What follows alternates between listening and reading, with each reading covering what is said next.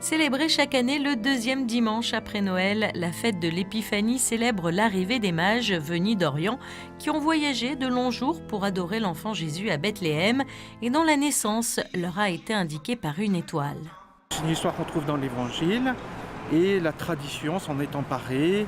On a nommé ces mages, Gaspard, Melchior et Balthazar, en fonction des 3 cadeaux qui sont cités aussi dans l'Évangile, l'or, l'encens et la myrrhe, qui sont des cadeaux évidemment symboliques, puisque l'or représente la royauté, on reconnaît que Jésus est roi, l'encens qui signifie la divinité de Jésus, puis la myrrhe, un parfum qu'on mettait souvent pour les morts, qui prophétise déjà sa résurrection.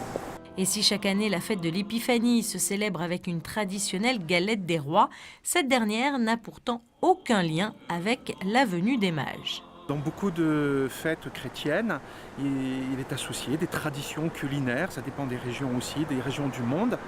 On pense que cette tradition de la galette des rois viendrait aussi d'une tradition païenne, enfin plutôt romaine, des Saturnales, puisque la galette est ronde, un peu comme les crêpes pour la Chandeleur, qui rappelle le soleil, parce que les jours rallongent.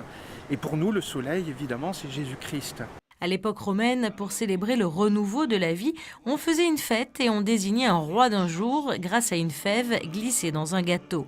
Symbole de chance et de prospérité, la fève, légume sec que tout le monde avait chez soi, représentait la fécondité puisqu'elle possède un germe prêt à reprendre vie. Et l'Église catholique célébrant l'arrivée des rois mages le 6 janvier, la galette devient dès lors le symbole des présents offerts à l'enfant Jésus. Une galette qui peut avoir, selon les régions, de nombreuses déclinaisons.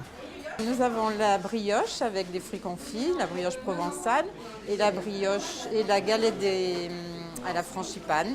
Et maintenant, nous en avons fait une au pralin et une aux pommes et à la crème d'amande. Pommes poêlées et crème d'amande. Voilà, on innove un peu pour changer un peu les brioches traditionnelles. Du simple légume sec au louis d'or, la fève a pris aujourd'hui bien des formes. Nous avons le sujet et la fève, la vraie fève légumes.